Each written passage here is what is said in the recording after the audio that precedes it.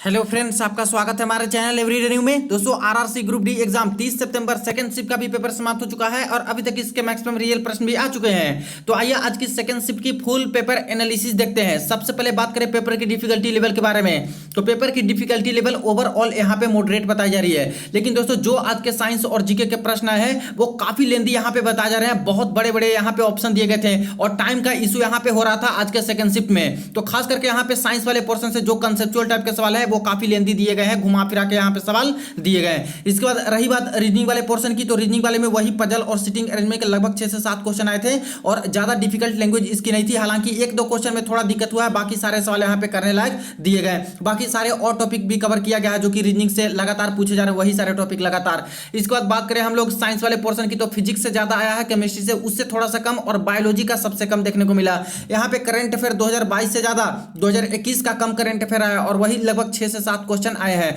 कई सारे क्वेश्चन तो दोस्तों एज इट इज रिपीट भी हो चुके हैं।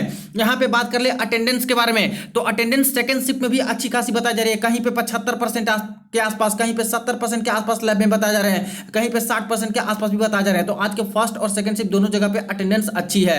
यहाँ पे अटेम्प्ट की बात करें तो अटेम्प्ट एवरेज छात्रों के वही 70 से 75 के बीच में जा रहे हैं। जैसे कि जिनसे मैंने रिव्यू लिए हैं तो उनके एक के 77 अटेम्प्ट है, एक के 78 अटेम्प्ट है और एक छात्र के 72 अटेम्प्ट है। कुछ कुछ छात्र जो बिल्कुल रिस्क नहीं ले रहे हैं, 68 अटेम्प्ट, 64 अटेम्प्ट इस तरह से भी रह रहे हैं और कुछ ज्यादा अटेम्प्ट ले रहे हैं यहाँ पे रिस्क लेके, निगेटिव करके तुक्के लगा के वो 80 प्लस भी कर रहे हैं, 85 प्लस भी कर रहे हैं। लेकिन ज्यादा तुक्का यहाँ पे दोस्तों लेना उचित नहीं भी है, जैसा पेपर आ रहा है उसके अकॉर्डिंग। तो आइए आज के सेकंड शिफ्ट के सारे सवाल हम लोग देख लेते हैं। दोस्तों मॉक टेस्ट के लिए जिन्हें भी टेस्ट बुक पास बाई करनी है, देखिए सबसे बड़ा ऑफर का दोस्तों आज अंतिम अवसर है आपके पास। यहाँ पे देखिए आज ये ऑफर समाप्त हो रहे हैं।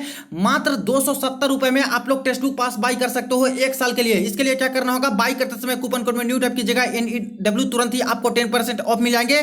इसके अलावा कई सारे और भी ऑफर चल रहे हैं, जैसे कि एक लकी विनर को यहाँ पे मारुति एक्सप्रेसो कार जीतने का भी मौका मिलेगा और हर घंटे यहाँ पे एक लकी विनर को स्मार्टफोन जीतने का भी मौका मिलेगा। तो फ्रेंड्स अंतिम अवसर आज है, तो यहाँ पे चाहो तो जरूर बाई कर लीजिएगा जो अभी तक नहीं बाई किए हैं, क्योंकि 1 साल के लिए आप लोग सारे के सारे एग्जाम के मॉक टेस्ट लगा सकते हो टेस्ट बुक जैसे प्लेटफॉर्म पे। तो वीडियो के डिस्क्रिप्शन बॉक्स में लिंक मिल जाएगी, वहां से आके सारा लिंक चेक कर लीजिएगा।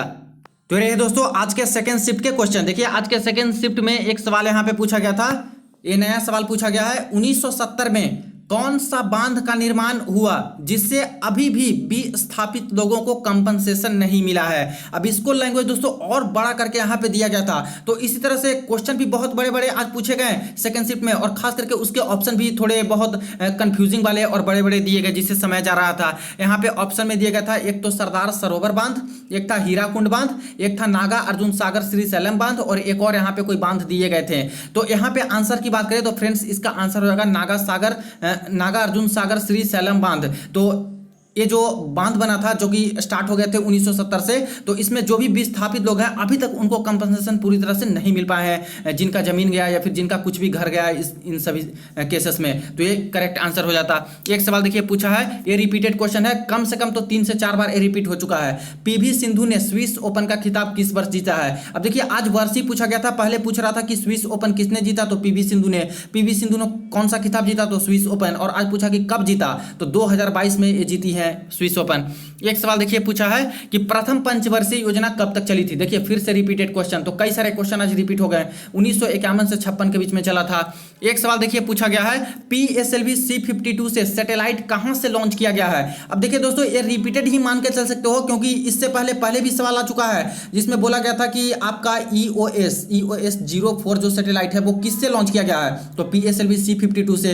तो आज यही पूछा है कि PSLV C-52 से कहां से लॉन्च किया गया, तो श्रीहरिकोटा से ही तो लॉन्च किया गया है, सतीश धवन अंतरिक्ष केंद्र से। तो ये इसका आंसर होता है श्रीहरिकोटा।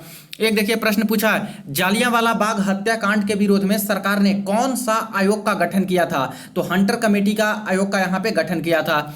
एक सवाल देखिए पूछा गया है, ये कंसेप्ट पर आधारित था और थोड़ा बड़ा बड़ा इस तरह से ऑप्शन दिया गया था। देखिए गोलीय दर्पण यानी कि स्फेरिकल मिरर जो होते हैं उसके बारे में कौन सा पॉइंट है जो कि गलत है, रॉन्ग है। तो पहला था कि अनंत से जो भी किरण आती है वो फोकस से गुजरती है, यानी जो भी किरण यहाँ पे आएगी इन्फिनिटी से वो यहाँ पे कन्वर्ज करके फोकस से गुजरेगी। तो ये तो बिल्कुल सही पॉइंट है। इसके बाद है सेंटर ऑफ कर्वेचर, फोकस और पोल तीनों एक प्लेन पे रहते हैं। तो देखिए कोई यहाँ पे मिरर है तो पोल फोकस और सेंटर ऑफ कर्वेचर, ये तीनों जो होते हैं वो एक ही प्लेन पे रहते हैं, तो ये भी बिल्कुल सही है। तो दो जो ऑप्शन छात्र के द्वारा बताए गए हैं ये तो सही है, लेकिन गलत क्या है ये बताना था, तो इसमें और ऑप्शन होगा, उसमें से एक जरूर गलत दिया गया होगा। तो देखिए ये सबको सवाल में पढ़ने में समय जाता है, और यहाँ पे कम से कम 1 से 2 बार पढ़ना पड़ता है, सोचना पड़ता है कि आखिर क्या इसमें टिक लगा है, कौन सा गलत या सही होगा। यहाँ पे देखिए एक सवाल पूछा गया है कि फोकल लेंथ एक लेंस का 25 सेंटीमीटर दिया गया है, तो पावर यानी क्षमता कितना होगा। अब डायरेक्ट यहाँ पे जो फॉर्मूला होता है पावर बराबर 1/f फोकल लेंथ वाला, इसी से पूछ लिया गया, तो पावर ही तो निकालनी है, तो 1/25, 25 है सेंटीमीटर में है, तो यहाँ पे करेंगे मीटर में, तो यहाँ पे ऊपर चला जाएगा 100 से मल्टीप्लाई, तो यानी 25 चौका, यानी कि 4 डायोप्टर निकल के आ जाएगा आंसर। 4 डायोप्टर की लेंस की क्षमता होनी चाहिए। एक सवाल देखिए यहाँ पे बायोलॉजी से सवाल आए हैं, धमनी व सिरा से संबंधित कोई क्वेश्चन था, बड़ा सा क्वेश्चन दिया गया था आर्टरीज और वेन से संबंधित, जो कि छात्र को पूरी तरह से याद नहीं है। एक सवाल देखिए जैन धर्म से भी रिलेटेड आया था, और काफी डीपली दोस्तों जैन धर्म वाले से पूछा गया था। तो ये भी देखिए कोई संस्कृत वाली वर्ड या फिर जिस लैंग्वेज में ये लोग लिखते हैं उस लैंग्वेज का एक वर्ड दिया गया था, और उसका मतलब पूछ लिया गया था कि आखिर इसका मतलब क्या होता है। तो ये भी तो कुछ ही छात्र हैं जो कि करके आए होंगे, या फिर तुक्का ही लगाए होंगे छात्र। एक देखिए यहाँ पे सवाल पूछा गया है, देखिए किन्हीं को अगर वो वर्ड याद होगा जो यहाँ पे पूछा गया जैन धर्म से संबंधित, तो कमेंट सेक्शन में लिख दीजिएगा जो पेपर आज देखे आए हैं। एक सवाल देखिए पूछा है रानीखेत किस राज्य में है, तो ये सिंपल सा सवाल है, उत्तराखंड में स्थित है रानीखेत। एक क्वेश्चन देखिए पूछा है, ये भी रिपीटेड है, सुंदरबन डेल्टा जहां मैंग्रोव वन पाए जाते हैं किस राज्य में है, तो पश्चिम बंगाल वेस्ट बंगाल में है।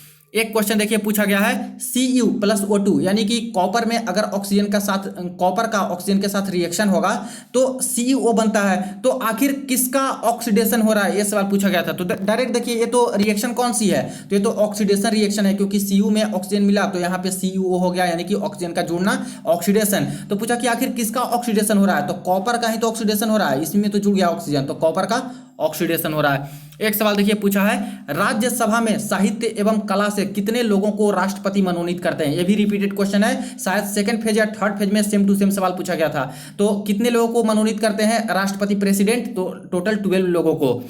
एक सवाल देखिए पूछा है कि इसमें से पीएच वैल्यू किसका गलत है, बिल्कुल सिंपल सा सवाल था, 4 था उसमें से सबका सही था, लेकिन पानी का दिया था 10 पीएच, तो पानी का तो 10 होता नहीं है क्योंकि ये बेस हो जाएगा, क्षार हो जाएगा, तो पानी का तो 7 होना चाहिए जो कि न्यूट्रल होता है, तो ये गलत था। एक देखिए सवाल पूछा है कि गर्भ निरोध में लूप कैसे काम करता है। अब देखिए दोस्तों ये नया सवाल आज पूछा गया है, गर्भ निरोधक डायरेक्ट सवाल आ रहे थे कि क्या यूज करते हैं, जैसे कॉपर यूज करते हैं, कॉन्ट्रासेप्टिव पिल्स, गर्भ निरोधक गोलियां, कॉन्डोम्स और ये सब। लेकिन आज और भी उसके अंदर जाके यहाँ पे सवाल पूछा कि जो कॉपर में होता है दोस्तों आईयूडी में जो होता है लूप, तो आखिर वो लूप है कैसे काम करती है। तो देखिए लूप जो होता है उसका काम होता है जो स्पर्म है उसको रोक देता है, लूप स्पर्म को जाने ही नहीं देता, ताकि यहाँ पे फर्टिलाइजेशन ही ना हो पाए, एक से जब मिलेगा नहीं तो फर्टिलाइजेशन होने के चांसेस न के बराबर ही रहेंगे। तो इसीलिए यहाँ पे लूप का क्या काम होता है, शुक्राणु यानी कि स्पर्म को रोकता है। एक देखिए यहाँ पे सवाल पूछा था भाभा एटॉमिक रिसर्च सेंटर का डायरेक्टर किसे नियुक्त किया गया है। अब ये नए जो नियुक्त किए गए हैं अजीत कुमार मोहंती को, एक इसका आंसर हो जाएगा, तो बी बार्क यानी भाभा एटॉमिक रिसर्च सेंटर का डायरेक्टर पूछ लिया। एक देखिए आज प्रश्न पूछा है, ये भी काफी अच्छा कंफ्यूजिंग वाले क्वेश्चन डाले गए थे। देखिए 0% वन क्षेत्र किस राज्य या फिर केंद्र शासित प्रदेश में है, यानी 0% फॉरेस्ट कहां पर है, तो एक था चंडीगढ़, एक था गोवा, एक था लक्षद्वीप और एक था हरियाणा। अब देखिए इसका आंसर हो जाएगा लक्षद्वीप। लक्षद्वीप में 0% वन क्षेत्र पाया जाता है, तो यही दोस्तों इसका आंसर हो जाता है। बाकी चंडीगढ़ में भी कुछ परसेंटेज है, गोवा में भी कुछ परसेंटेज जंगल का है, हरियाणा में भी है। एक देखिए सवाल पूछा है प्रकाश संश्लेषण के दौरान पौधे में फूड किस फॉर्म में संचित रहता है, यानी भोजन किस फॉर्म में संचित होता है, तो स्टार्च के फॉर्म में संचित होता है। एक क्वेश्चन देखिए आया है जो आपके पीरियोडिक टेबल है उसके ग्रुप 2 से, और आज सेकंड शिफ्ट, आज दोस्तों फर्स्ट शिफ्ट में ही सवाल था आपके ग्रुप 3 वाले से, तो वो भी क्वेश्चन है, और आज ग्रुप 2 से पूछा कि ग्रुप 2 में कौन सा एलिमेंट नहीं आएगा। अब 4 था इस तरह से, बेरिलियम, कार्बन, सोडियम और बोरॉन। तो बेरिलियम का कितना है, एटॉमिक नंबर 4 है, कार्बन का कितना है 6 है, बोरॉन का कितना है 5 है, सोडियम का क्या है 11 है। तो 4, 6 और 5 वाला है जो दोस्तों यहाँ पे ग्रुप 2 में आती है, लेकिन जो 11 वाला है यहाँ से दोस्तों शुरू हो जाता है कौन सा, पीरियड 3। यहाँ पे सॉरी यहाँ पे ग्रुप 2 नहीं था, पीरियड होगा, आवर्त होगा आवर्त 2। तो आवर्त 2 में कौन नहीं आएगा, तो आवर्त 2 में यहाँ पे 11 वाला यानी सोडियम नहीं आएगा, क्योंकि सोडियम जो है यहाँ पे आवर्त 3 में आता है, पीरियड 3 में आएगा सोडियम। तो इस तरह से इसका आंसर हुआ था, इसको करेक्ट कर लीजिएगा। एक देखिए यहाँ पे प्रश्न पूछा है, बढ़ते हुए परमाणु त्रिज्या को क्रम में लगाएं। अब देखिए इसमें 4 एलिमेंट दिया गया था और इसमें से पूछा गया था कि एटॉमिक रेडियस को बढ़ते हुए क्रम में लगाएं, यानी कौन सबसे बड़ा है। तो यानी कहने का अर्थ था कि कौन सा जो है एलिमेंट है वो सबसे बड़ा होता है, उसका रेडियस या फिर साइज में बड़ा होता है। तो एक ऑप्शन तो पता जा रहा है कि रूबिडियम था, तो रूबिडियम तो बड़ा होता है, बाकी और भी चारों रहेंगे तभी यहाँ पे पता चल पाएंगे कि कौन छोटा है कौन बड़ा है। तो इस तरह से मेरे पास ऑप्शन ही पूरा नहीं आया है, एक ही ऑप्शन रूबिडियम भेजा गया था। एक देखिए सवाल पूछा है, लाइम वाटर अगर क्लोरीन के साथ रिएक्शन करेगा तो क्या बनेगा। ये दोस्तों रिपीटेड क्वेश्चन है कि CaOH2 अगर क्लोरीन के साथ रिएक्शन करवाते हैं तो क्या बनता है, ब्लीचिंग पाउडर बन जाता है। तो ये बन जाएगा CaOCl2 यानी कि ब्लीचिंग पाउडर। एक सवाल देखिए पूछा है, देखिए उलझाने के लिए ये सवाल कैसे दिया गया था, 2 प्रतिरोध अगर समांतर में लगी है यानी कि पैरेलल में लगी है और उससे करंट फ्लो कर रहा है तो चुंबकीय क्षेत्र की दिशा कैसी होती है। अब यहाँ पे चुंबकीय क्षेत्र पूछा है, रेजिस्टेंस दिया है, करंट दिया है, तो इसका कोई मतलब ही नहीं है रेजिस्टेंस का, क्योंकि जो डायरेक्शन पूछ रहा है इन लोग का करंट और मैग्नेट फील्ड का की डायरेक्शन कैसे होनी चाहिए दोनों का। तो ये तो बस उलझाने के लिए यहाँ पे दे दिया गया था कि छात्र इसको चाहे तो सोल्व ना करें या फिर छोड़ के चले जाएं, लेकिन बिल्कुल सिंपल सा था, क्योंकि डायरेक्शन की बात करें तो करंट और मैग्नेट फील्ड होना चाहिए। तो जो यहाँ पे करंट और मैग्नेट फील्ड होता है दोस्तों उसके परपेंडिकुलर यानी किसी वायर से यहाँ पे पास कर रही है करंट, तो जो मैग्नेटिक फील्ड ऐसे इस तरह से चारों ओर होती है तो एक कितना होता है 90 डिग्री पे होता है, यानी कि नॉर्मल या फिर परपेंडिकुलर लंबवत यहाँ पे आंसर हो जाएगा। एक देखिए सवाल पूछा था कि मैग्नेटिक फील्ड के बारे में कौन सा कथन गलत है। अब इसमें 4 बड़े बड़े ऑप्शन दिए गए थे, इसमें से एक सही सेलेक्ट करना था, तो ये भी कंसेप्ट पर आधारित लंबा सवाल दे दिया गया। एक देखिए प्रश्न पूछा गया, उच्च न्यायालय के क्षेत्राधिकार को बढ़ाने के लिए यानी हाई कोर्ट है उसके क्षेत्राधिकार को बढ़ाने के लिए किसके पास अधिकार होता है। अब देखिए इसके ऑप्शन कुछ इस प्रकार से भेजे गए हैं, एक तो संसद था यानी कि संसद से पास करा के, इसके बाद है सुप्रीम कोर्ट, इसके बाद प्रधानमंत्री और इसके बाद एक था राष्ट्रपति। अब प्रधानमंत्री तो होगा नहीं यहाँ पे, राष्ट्रपति तो संसद के अंतर्गत आता है, लेकिन अकेले राष्ट्रपति तो कर नहीं सकते कि किसी हाई कोर्ट का जो यहाँ पे क्षेत्राधिकार है उसको बढ़ा दें। तो जो भी होने वाला है संसद या फिर सुप्रीम कोर्ट वाले में होगा आंसर। अब देखिए इसमें जहां तक मुझे लगता है फ्रेंड्स सुप्रीम कोर्ट इसका आंसर हो सकता है, उच्चतम न्यायालय हो सकता है, क्योंकि जो न्यायिक क्षेत्राधिकार है वो तो बढ़ाने का काम सुप्रीम कोर्ट ही करता है, हर उच्च न्यायालय का या फिर हर हाई कोर्ट का। तो ये इसके आंसर हो सकते हैं। बाकी आप लोग भी बताइएगा जो पेपर देके आए हैं कि इसके आप लोगों ने क्या टिक किए हो और इसके क्या करेक्ट आंसर आपके अकॉर्डिंग हो सकते हैं। एक देखिए यहाँ पे प्रश्न पूछा है, सर्व शिक्षा अभियान के तहत 6 से 14 वर्ष के बच्चों को निःशुल्क शिक्षा के लिए अभियान कब शुरू किया गया। अब देखिए 6 से 14 वर्ष के बच्चों को 86वां संविधान संशोधन के तहत 2002 ईस्वी में जोड़ा गया था आपके मौलिक कर्तव्य में, जो कि 11वां मौलिक कर्तव्य था। लेकिन इससे सवाल नहीं था, सवाल यह था कि 6 से 14 वर्ष के बच्चों को निःशुल्क शिक्षा देने के लिए सर्व शिक्षा अभियान में ये वाला कब जोड़ा गया, ये जो प्रोसेस है ये कब जोड़ दिया गया सर्व शिक्षा अभियान में। तो ये 2009 में दोस्तों ये जोड़ दिया गया था, अनिवार्य कर दिया गया था, तो 2009 आंसर हो जाता।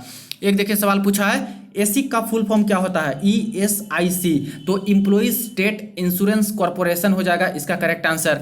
एक देखिए प्रश्न पूछा है कि 2008 में तेलुगु भाषा को शास्त्रीय भाषा का दर्जा किस बोर्ड के द्वारा प्राप्त हुआ है। अब देखिए शास्त्रीय भाषा से थोड़ा और डीपली सवाल आज पूछ लिया। अब जो भी शास्त्रीय भाषा का दर्जा दिया जाता है फ्रेंड्स उसके लिए एक कमेटी का गठन किया जाता है, एक लैंग्वेज संस्थान बनाई जाती है। अब इसमें पूछा था कि तेलुगु भाषा के लिए जो संस्थान बनाई गई थी आखिर किस बोर्ड ने दर्जा दिया था 2008 में शास्त्रीय भाषा का। तो एक था हैदराबाद बोर्ड, एक था मैसूर बोर्ड CIIL। तो इसका करेक्ट आंसर हो जाएगा मैसूर बोर्ड CIIL, क्योंकि यहाँ पे 2008 में तेलुगु और प्लस कन्नड़ दोनों को दिया गया था, तो मैसूर में यहाँ पे बनाया गया था CIIL, यानी कि जो सेंट्रल जो लैंग्वेज होता है उसके regarding central institute of Indian language CIIL। तो ये करेक्ट आंसर होता। एक देखिए प्रश्न पूछा है, अवतल दर्पण में वस्तु की ऊंचाई 5 सेंटीमीटर है, दूरी अगर 20 सेंटीमीटर हो और फोकल लेंथ 15 सेंटीमीटर है तो इमेज का हाइट कितना होगा। यानी कि यहाँ से क्या करना था, मैग्निफिकेशन हमें पहले निकालना था, तभी तो इमेज का हाइट निकाल सकते हैं। ऑब्जेक्ट का हाइट दिया गया है 5 सेंटीमीटर, तो और यहाँ पे सबसे पहले मैग्निफिकेशन निकालने के लिए हमें भी निकालना होगा, क्योंकि V/U होना चाहिए, तभी मैग्निफिकेशन यानी कि आवर्धन क्षमता निकाल पाएंगे। तो यहाँ पे U दिया है, फोकस दिया है और यहाँ पे अवतल दर्पण दिया है, तो इससे हम लोग निकाल लेंगे V। तो अवतल दर्पण में होता है 1/F बराबर 1/V प्लस 1/U, तो इसलिए 1/V बराबर हो जाएगा 1/F माइनस 1/U। अब दर्पण में फोकल लेंथ निगेटिव में लेकिन ऑब्जेक्ट डिस्टेंस भी निगेटिव में, तो माइनस माइनस से प्लस, यानी कि 1/-F प्लस 1/+U इतना हो जाएगा। अब इसको हम लोग बैठा देंगे जो फॉर्मूला है इस पे, तो कितना था 1/-15 और प्लस 1/20, ठीक है। तो इसका आ गया 60, तो 15 चौका माइनस और प्लस 20 दिया 60, तो यानी कि कितना गया 60, तो -60 निकल के आ गया v बराबर। अब मैग्नीफिकेशन निकाल देते हैं, तो मैग्नीफिकेशन बराबर होता है यहाँ पे -v/u, तो माइनस और -60 और ये आया है माइनस कितना है, ये तो 20 है, तो -20 लेंगे क्योंकि ऑब्जेक्ट डिस्टेंस निगेटिव है, तो ये कट जाएगा, तो -20 दिया 60, यानी कि मैग्नीफिकेशन कितना निकल के आ गया 3 निकल के आ गया, वो भी माइनस में। तो अब हम लोग इमेज मैग्नीफिकेशन बराबर होता है I/O, इमेज का हाइट बटा ऑब्जेक्ट का हाइट। तो इमेज का हाइट, ऑब्जेक्ट का हाइट यहाँ पे 5 सेंटीमीटर बताया जा रहा है, तो यहाँ पे 5 लिख देंगे और 5 से मल्टीप्लाई करेंगे तो 5 या 15, यानी कि 15 आ गया दोस्तों इमेज का हाइट, यानी कि प्रतिबिंब का हाइट। तो इस तरह से जो यहाँ पे डेटा दिए गए होंगे, हालांकि पूरा प्रॉपर ये डेटा नहीं है, जो भी डेटा दिए गए होंगे उसके अकॉर्डिंग आपके आंसर निकल के आ जाते हैं कि वस्तु की हाइट कितनी होती है। तो ये ऐसे सवाल दोस्तों कल भी आए हैं, आज के फर्स्ट शिफ्ट में भी आए और सेकंड शिफ्ट में भी पूछे गए। एक देखिए प्रश्न पूछा गया है कि फ्यूज वायर जो होता है, फ्यूज का तार होता है, जब हाई करंट उससे पास करता है तो क्या होता है, तो फ्यूज वायर गल जाता है, क्योंकि फ्यूज वायर की प्रॉपर्टी होती है उसका जो मेल्टिंग पॉइंट है बहुत कम होती है, गलनांक कम होता है। तो जैसे ही हाई करंट पास होगा तो यहाँ पे फ्यूज वायर गल जाएगा।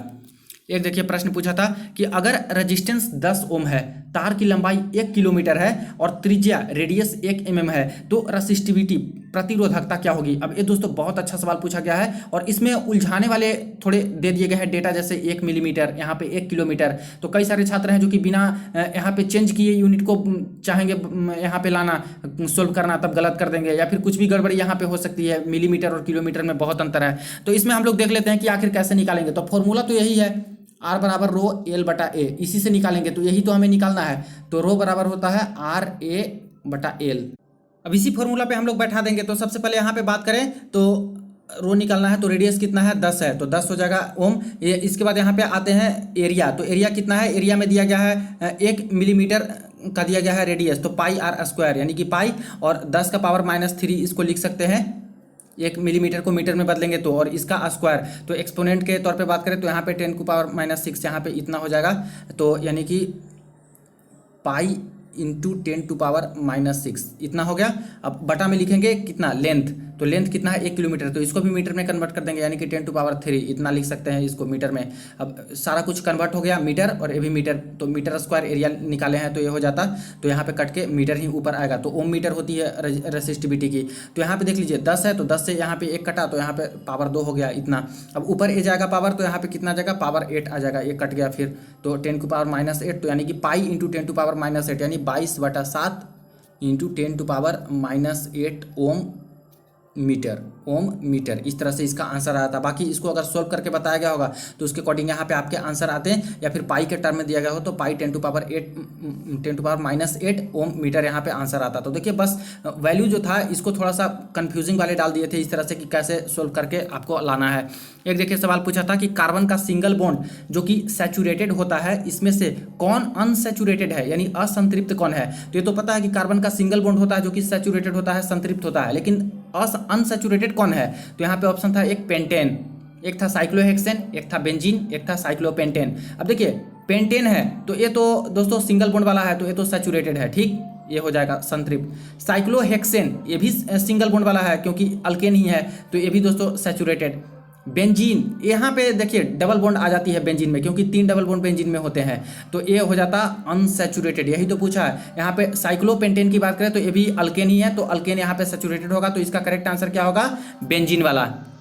अब देखिए एक सवाल यहाँ पे पूछे गए हैं कि ओजोन परत के क्षयन से वायलेट इन अल्ट्रा वायलेट रे यानी पराबैंगनी किरणें जो होती है पृथ्वी पर आ रही है, उसका मुख्य कारण क्या है। तो ये पूछा गया है कि ओजोन परत का जो डिप्लेशन ऑफ ओजोन हो रहा है वो किस कारण से हो रहे हैं। तो एक था कि कार्बन मोनोऑक्साइड के चलते, कार्बन डाइऑक्साइड के चलते, या फिर सल्फर डाइऑक्साइड के चलते। तो देखिए इसके करेक्ट आंसर हो जाएगा कार्बन मोनोऑक्साइड के चलते यहाँ पे जो डिप्लेशन ऑफ ओजोन लेयर हो रहे हैं, जिससे कि यहाँ पे छिद्र हो गए हैं और अल्ट्रा वायलेट की किरण यहाँ पे आ रही है। तो कार्बन मोनोऑक्साइड करेक्ट आंसर। तो फ्रेंड्स आप लोगों ने लेवल देखा, और आज देखिए कैलकुलेटिव बहुत दिया गया था, जीके और साइंस वाले पोर्शन लगभग हर छात्र यही बता रहे हैं, और टाइम के मैनेजमेंट का आज इशू हुआ है सेकंड शिफ्ट में। तो फ्रेंड्स वीडियो को ज्यादा शेयर कर दीजिएगा, चैनल को जरूर सब्सक्राइब कर लीजिएगा रियल एनालिसिस के लिए। चलिए मिलते हैं नेक्स्ट वीडियो में नेक्स्ट अपडेट में।